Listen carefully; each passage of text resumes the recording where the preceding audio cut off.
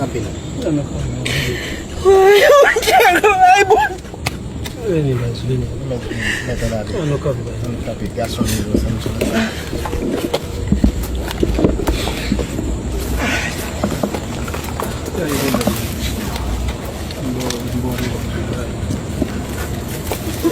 Guarda naman.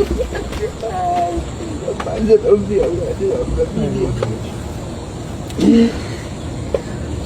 Semua baik-baik.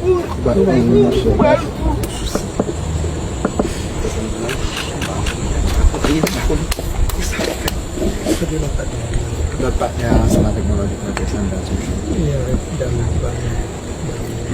Yang pakun lagi sibuk lagi pasti itu. Ya, di badan itu. Tidak ada untuk kayak kemudian posisi yo gitu. Situ fau paganya foto. Oke.